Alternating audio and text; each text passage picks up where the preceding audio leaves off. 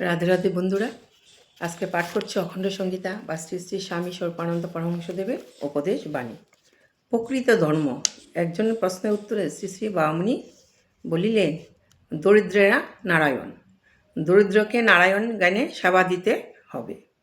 এটা ধর্মকথা হলো না। মন্দির স্থাপন আর দেব পূজা দান সম্পর্কে কথা বললে যদি ধর্মকথা বলা হয়, তবে দরিদ্রের দুঃখ নিবারণের কথা বললেও ধর্মকথাই হয়। কমিউনিস্টরা নাকি ধর্ম মানে না, কিন্তু দরিদ্র, নিপীড়িত, নির্যাতিত, অবজ্ঞাত সাধারণ মানুষের জন্যই তো তাদের যত দীর্ঘশ্বাস। তাই আমি তাদের কথাগুলিকে ধর্মকথা বলেই মনে করি। ধর্ম শুধু ঘণ্টার ধ্বনি করার মধ্যে, শঙ্খ নিদানের মধ্যে, উলু উলু রবের মধ্যে বা পুষ্প বিল্লপত্রের মধ্যেই চূড়ান্তভাবে আবদ্ধ নয়। ধর্ম এক অতি ব্যাপক বস্তু। তার স্থিতি প্রত্যেক অভাবীয় প্রতিটি সঙ্গত অভাব পূরণের চেষ্টা চরিত্রের মধ্যেও আছে।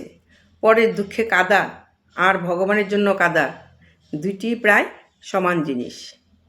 দুইটি চিত্তকে নির্মল, বিশুদ্ধ ও ক্লেদমুক্ত করে। জয় গুরু, জয় গুরু। এই বলে আজকে রাখছি বন্ধুরা।